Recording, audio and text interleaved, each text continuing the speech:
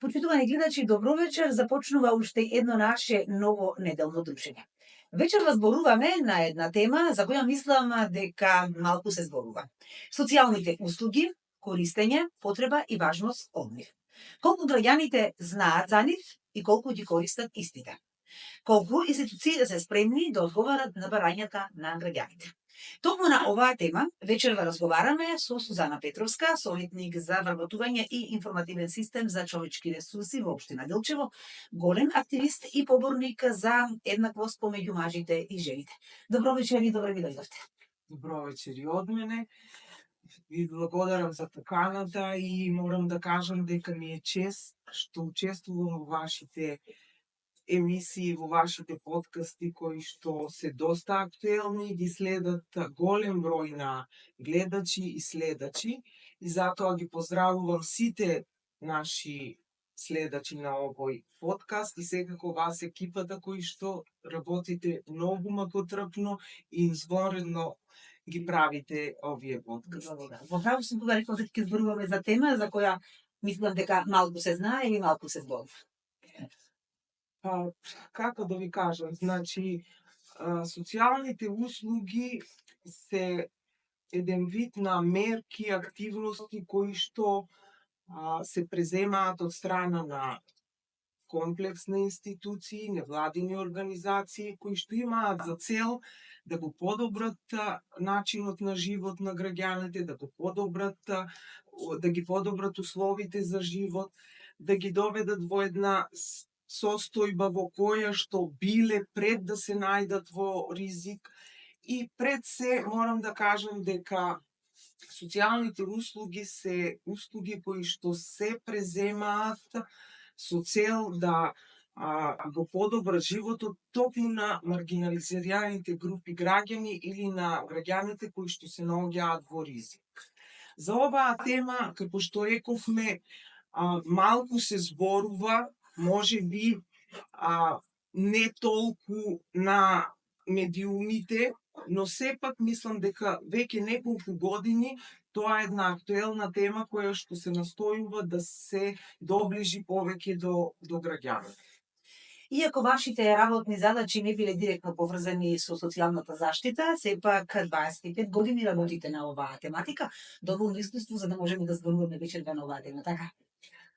Да, значи, како да ви кажам, значи, занимањето социјален работник не секогаш бара наредби, работни задачи, работни обврски. Значи, социјалниот работник работи најчесто по инстинкт, по емоција, по емпатија, солидарност, хуманост. Така верувам дека и моите колеги работат.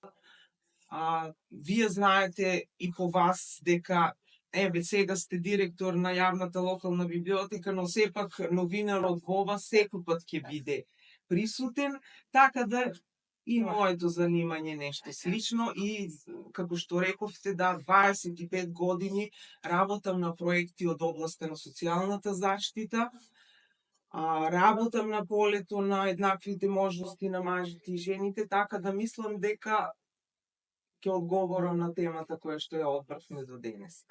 До кој степен се развиени социјалните услуги кај нас и што всушност значи социјална услуга? Социјалната услуга е збирна мрежа на институции, на невладини организации,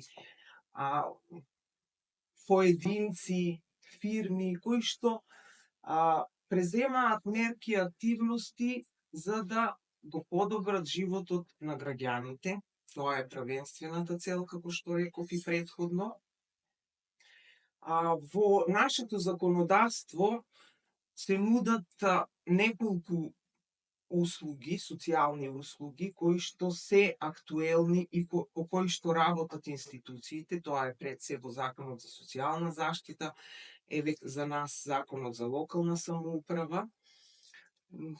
Неколку има социјални услуги кои што се делумно развиени кај нас, некои и во поголема мера, но сепак мора да работиме да ги развиеме услугите и да ги приближиме до граѓаните. Затоа и оваа наша дружба сега, за да ги представиме тие услуги пред граѓаните, за да секој знае каде треба да се обрати, што му е потребно и така натаму.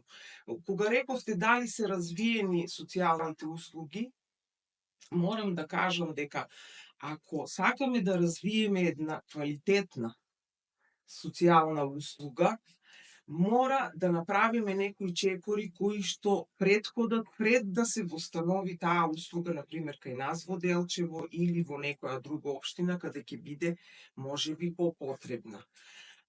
Како пример, еве ќе го кажам, последното наше искуство што го имавме со Налаз, тоа е една мрежа на асоцијации на локални самоуправи од Западен Балкан, во соработка исто со ЗЕЛС, кои што ни покажаа на кој начин се развива една квалитетна услуга. Се работеше за услугата за рехабилитација и реинтеграција на лица со попреченост и советовалишна и советодавно тераписка услуга во нашата општина. Значи, како работат тие? Значи, најпрво се изврши едно социјално мапирање на лицата со попреченост, за да се утврдат прво категориите на тие лица, категориите на семејства во кои живеат, кои потреби ги имаат, кои приоритети се нивни, за да после се утврдат сите мерки и активности кои што ние треба да ги преземеме. Зборувам за институциите и за невладините организации.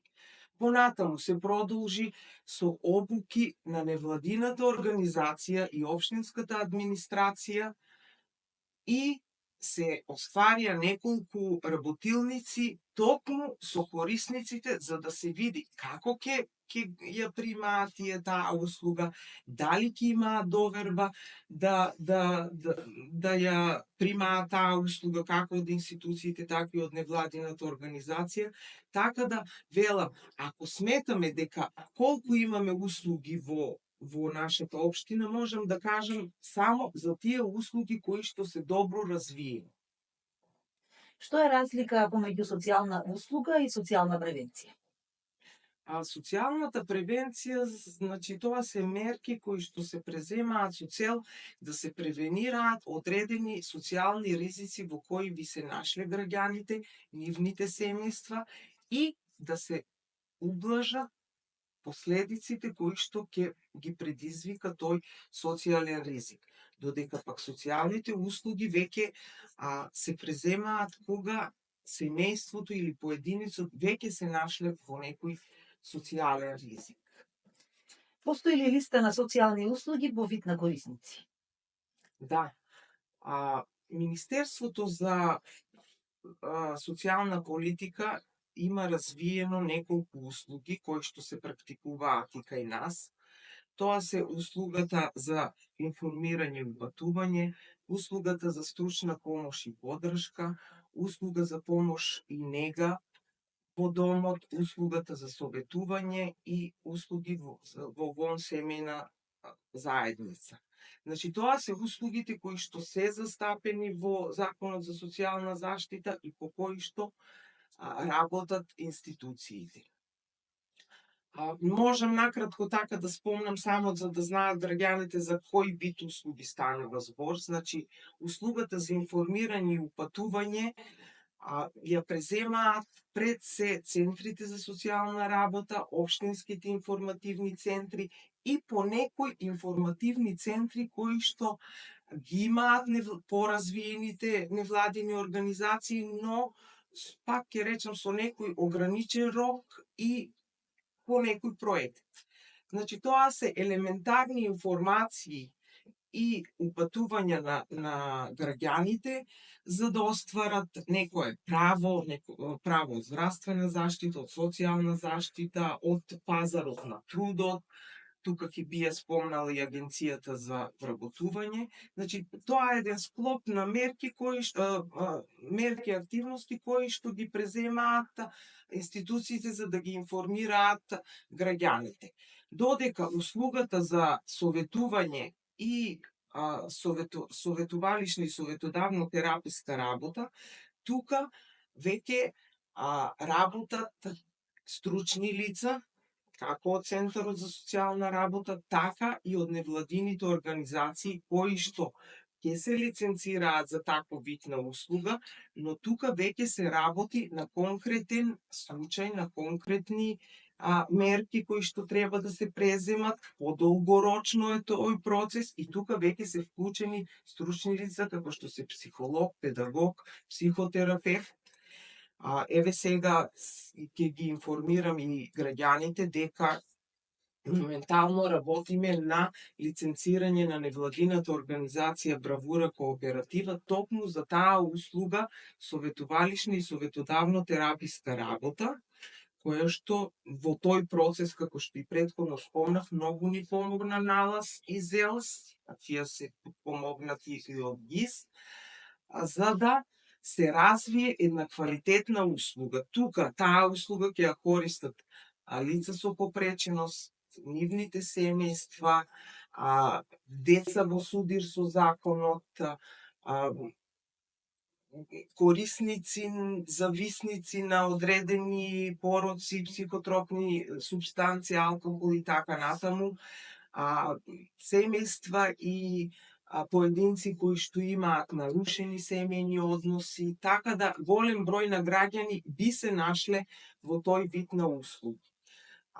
Услугата за стручна помош и поддршка исто така ја преземаат стручни лица и во оваа услуга мора да имаме лиценцирана невладина организација преку која ќе се испорачува таа услуга и сепак и тие стручни лица се дел од Центарот за социјална работа и невладината организација која што ќе ги ангажира. Од неодамна ја воведовме услугата и за далечински мониторинг и диагностика на здравствената состојба на пациентите во нашиот град. Значи, таа услуга се разви со поддршка на НАЛАС, морам пак да кажам, и со поддршка и вклученост на матичните доктори во нашата општина. Моментално се вклучени 4 матични доктори во Делчево. Оваа услуга овозможува матичните доктори со поставување на опрема да го следат здравствената состојба на пациентите во нивниот дом, така да пациентите да не мора да доаѓаат за било што кај матичните доктори, туку докторите ги следат на монитор, ја следат здравствената состојба на пациентите од нивните ординации. Значи, тоа е услуга која што моментално се смета за иновативна. Ние и уште една општина во Македонија сме први кои што сме ја вовеле оваа услуга и се надеваме дека и останатите матични доктори ќе се приклучат кон испораката на оваа услуга, бидејќи сметаме дека тоа е од голема значајност не само за пациентите во Делчево, туку и за пациентите од руралните средини, бидејќи за нив е токму потешко достапноста доаѓањето кај матичните доктори. Услугата за помош и нега во домот можам слободно да кажам дека е најразвиена во нашата општина и за таа услуга, значи првично кога отпочнавме со реализација на таа услуга, тоа беше уште многу одамна, 2009 година, почнавме како пилот општина со многу мал број на корисници и со многу мал број на лица кои што се ангажирани за да ја пружаат таа услуга.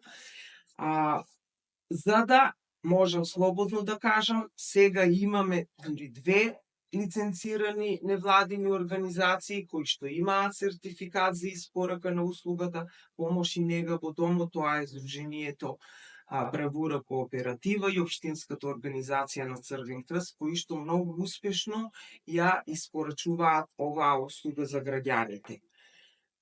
Услугата за вонсемејна грижа, тоа е услуга која што се дава во малите групни домови, згрижувачките семејства и институциите. Тука интересот е најголем за сместување на старите изнемоштени лица во институциите. Многу мал одзив имаме за згрижувачки семејства. Мал групен дом немаме. Најблиску мал групен дом имаме во Берово. Таму се сместени деца без родители кои што се над 18 годишна возраст и одреден број на лица со попреченост. Значи, тоа се накратко услугите кои што се нудат согласно моменталната законска регулатива кај нас. Не значи дека не можеме и некои иновативни услуги да воведеме, за тоа ќе зборуваме малку подоцна, но тоа е првенствено што се нуди моментално кај нас. Која е улогата пак на општината во развојот на социјалните услуги? Општината пред се треба да ги помага невладините организации во испораката на услугата. Што значи тоа? Значи, законот не дозволува општината директно да испорачува социјални услуги. Значи, ние не сме институција која што директно испорачува социјални услуги. Според моменталната законска регулатива, значи, невладините организации се тие кои што треба да поминат одреден процес, кој што го спомнав предходно, за да испорачуваат квалитетна социјална услуга, да се лиценцираат во Министерството за социјална политика, да се здобијат со одреден сертификат и после да испорачуваат услуги. Која е сега тука улогата на општината? Значи, општината подготвува низа на документи, програма за социјална заштита, социјален план, во кои што стратешки документи се предвидуваат токму услугите кои што сакаме да се испорачуваат во нашата општина. Друга улога на општината е тоа што треба да овозможи на тие невладини организации услови за да ја развијат услугата. Еве, например, ќе спомнам дека просторот кој што ни беше доделен на нас за развој на социјални услуги, тоа е старата касарна во Делчево, значи ние ја отстапивме на невладината организација Бравура кооператива со цел да има простор каде што ќе ги развива тие услуги. Значи, таму има голем простор и еве апелирам и до други невладини организации кои што се спремни да развиваат социјални услуги, да го користат тој простор токму за таа намена. Тоа е улогата на општината пред се, значи да ги помага невладините организации кои што ќе бидат директни испорачатели на социјалните услуги.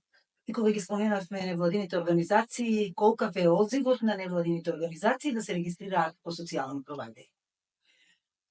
Па од тоа што имаме ние регистрирано невладини организации, моментално досега се имаат лиценцирано за социјални услуги невладината организација Бравура кооператива и Општинската организација на Црвен крст.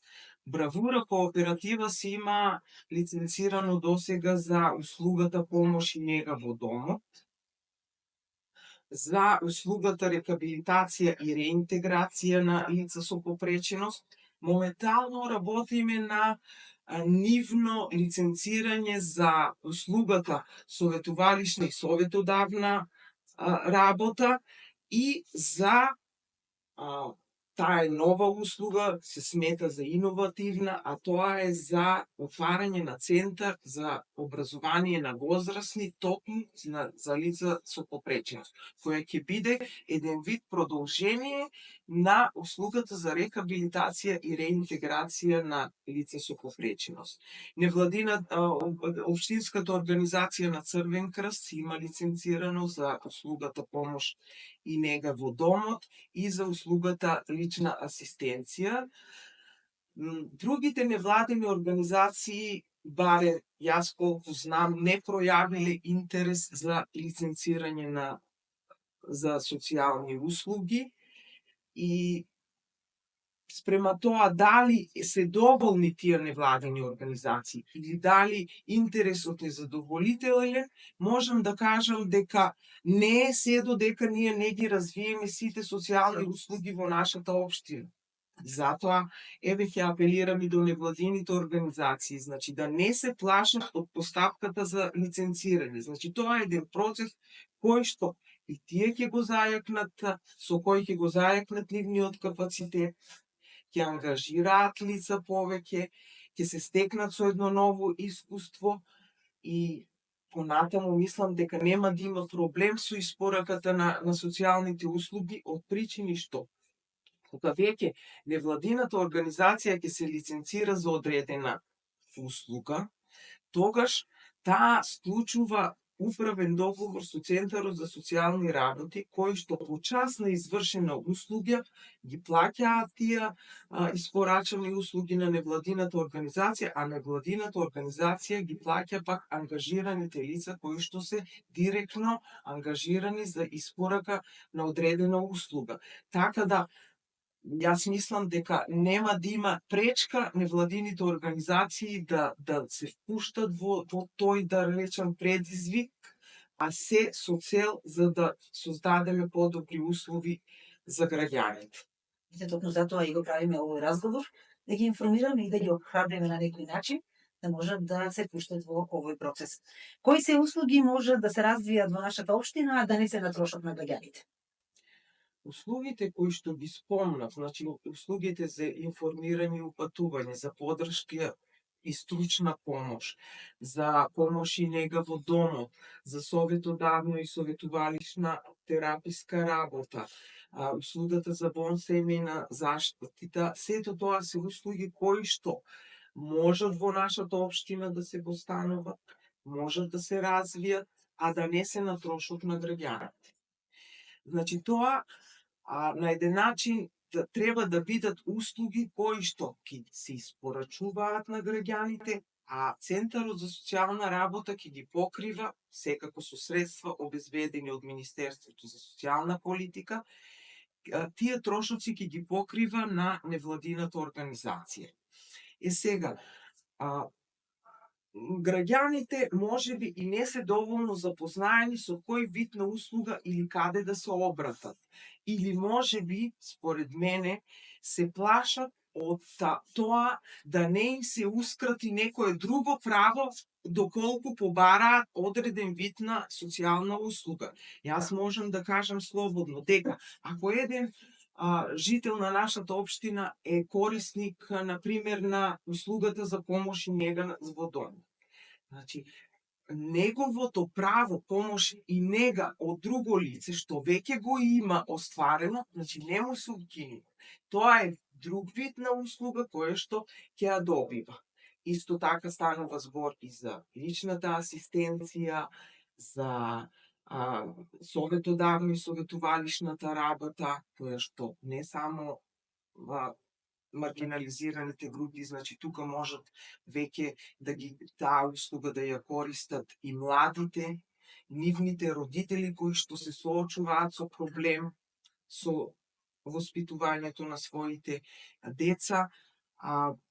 Така да не значи дека ако се оствари право на одредена услуга, некое друго право ќе им се ускрати на граѓаните. Можеби и за тоа граѓаните се во недоумица дали да побараат или од кој да ја побараат таа услуга, така да еве сега ќе ја користиме можноста да ги информираме граѓаните. Дали според тоа што го кажавте, значи дека интересот на граѓаните за социјалните услуги е мал или постои заинтересираност сепак?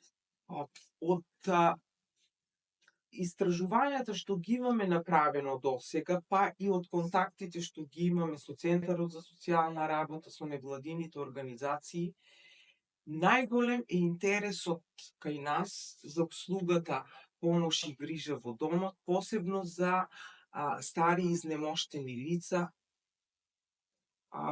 Можеби од причини што ние сме крај во кој што Голем број на нашите граѓани се иселуваат во странство, така да нашите родители, нашите блиски роднини остануваат сами да живеат и тука веќе тие се безпомошни и мора да побараат помош од некој. Интересот и за сместување на тие лица во центри за колективно сместување, популарно наречени домови за стари лица, исто така е голем, но во тој дел морам да кажам дека капацитетите на домовите што ги имаме се доста ограничени и таму, да не речам, листата за чекање за да се смести одредено лице во тој дом е доста долг. Најблиску имаме ние таков дом во Берово и мислам дека и покрај проширувањето на капацитетите, значи тие веќе четврти пат ги прошируваат капацитетите, сепак не е доволно за да ги задоволат потребите на граѓаните. Значи во тој дел има интерес. Ние немаме некој податок колку наши граѓани се сместени во такви центри за колективно сместување, бидејќи граѓаните доколку не можат да најдат можност да ги сместат своите блиски во дом кој што ги покрива, во кој што се покриваат трошоците од пензија или од Центарот за социјална работа, мораат да се обратат до приватните домови за сместување, каде што трошоците се многу големи, но кога семејството нема каде и нема што да прави, мора тоа на таков чекор да приде, бидејќи и таа институционална грижа е подобра од никаква грижа. Ако родителите или блиските ни се оставени сами, а се болни, безпомошни, отфрлени од средината, тогаш институцијата е подобра од никаква грижа. И од истражувањето што го имаме правено, значи, ако разговараме со родителите, со лицата кои што имаат потреба, значи тие ќе кажат дека подобро е да си бидам дома. Додека пак кај нивните деца кои што се или во странство, или се зафатени со работа, или не се во можност да се грижат, значи тие сепак би го одбрале домот и за тоа ние највеќе работиме бидејќи немаме можност моментално да отвориме колективен центар за сместување на стари лица, се одлучивме да ја прошириме услугата за помош и нега во домот. Дали добивате поддршка од други институции? Да, добиваме и нема да можеме ни една услуга да развиеме без помош од други институции. Значи, спомнав тука во голем дел ни се најде налаз како институција која што помогна во развој на две, па сега и трета услуга ја развиваме со помош на нив. Значи, ни помогнаа во социјалното мапирање, во обуката на невладините организации, на општинската администрација, едноставно не водеа во тој цел процес и тоа за нас е голема помош. Може би со пари не, но сепак тоа за нас многу вреди. Значи, тука се и други странски институции, организации кои што помагаат во тој дел.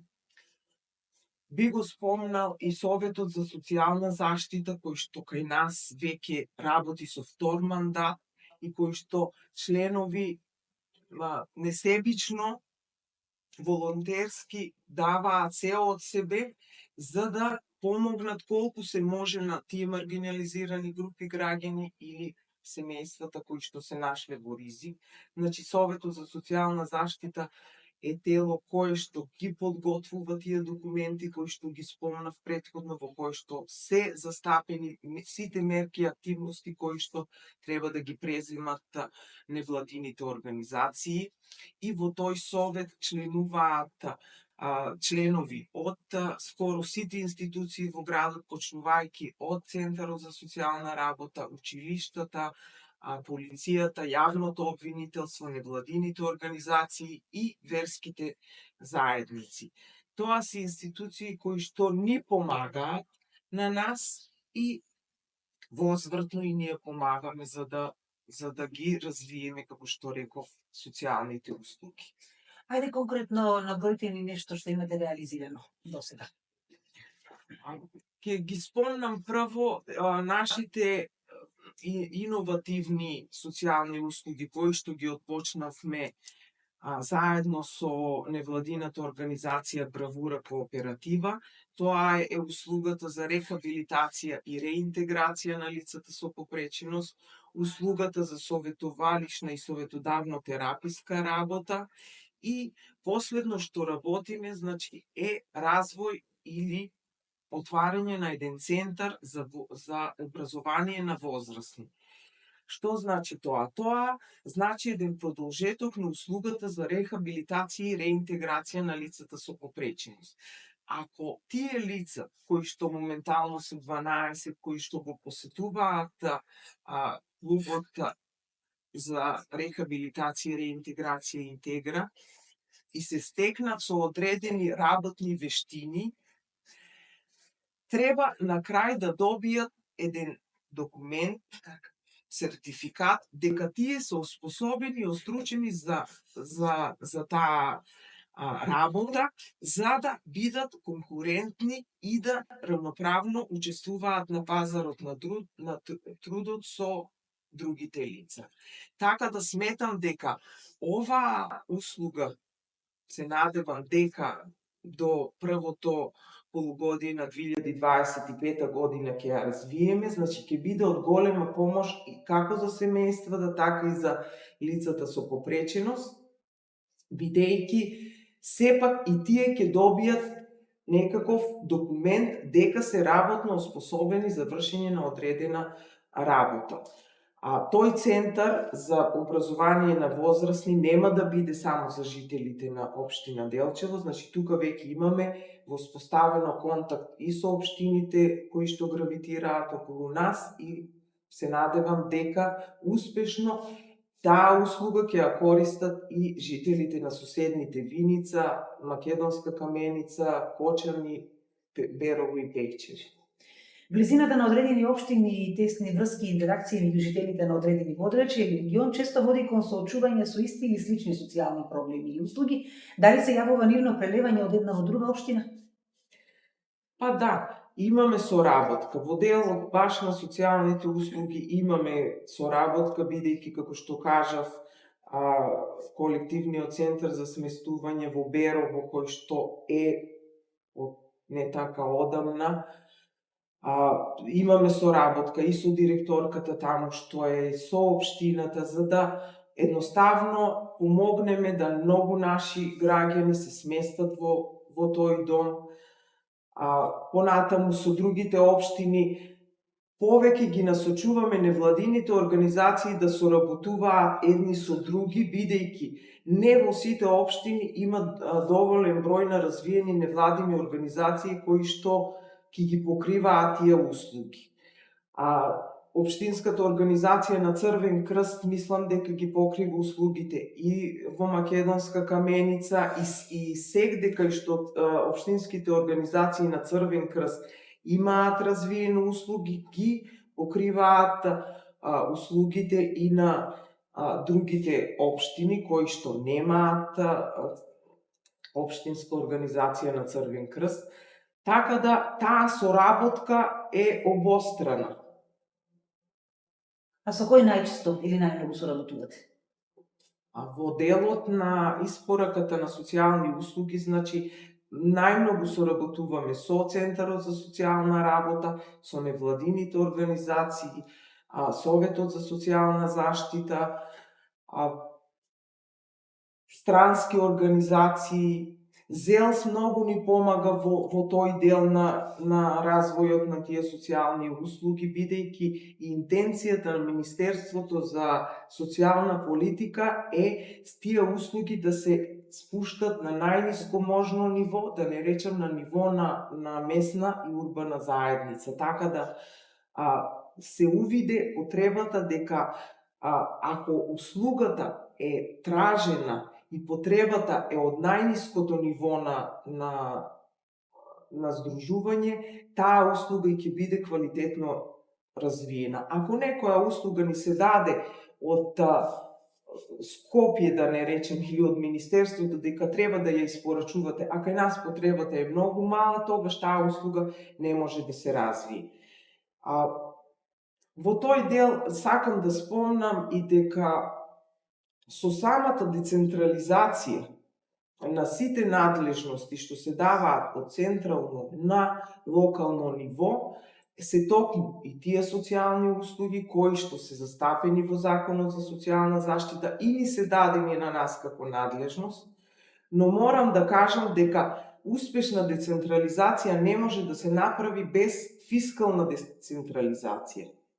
И затоа и нашата испорака и нашето помагање во развојот на тие социјални услуги ќе биде доколку се направи таа фискална децентрализација, доколку се испорачаат и одредени финансиски средства за да можеме и ние да развиваме квалитетни социјални услуги. Кои се вашите планови во иднина?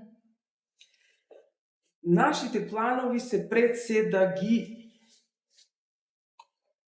подготвиме, да ги, како што реков, и да апелираме до невладините организации колку што можат повеќе да се активираат во полето на социјалната заштита, бидејќи потребата е голема.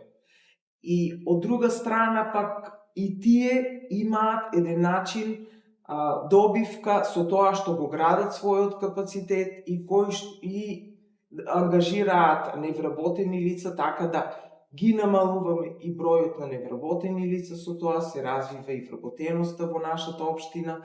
Така да тие наши планови се за воиднина, значи да имаме колку што може повеќе невладини организации кои што ќе работат на тоа поле, а ние да можеме да им помагаме.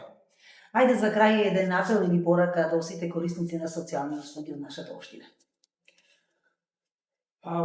Корисниците на социјални услуги, па и тие што не знаеле или не слушнале за одреден вид на социјални услуги, би апелирала до нив, значи да се обратат до местно надлежниот центар за социјална работа, ќе ги добијат сите информации кои што им се потребни за задоволување на нивната потреба, ќе се обратат до невладините организации и секако до нас општината, за да ги упатиме на конкретно место каде треба да го остварат своето право.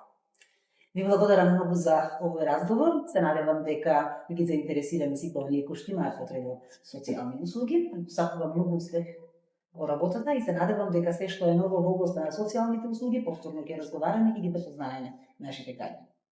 Благодарам и на вас. Вам, почитувани гледачи, ви благодарам за вниманието и овој пат поздрав до нашите пријатели од хотел Либеро. Се дружиме за 7 дена. Имајте убава вечер.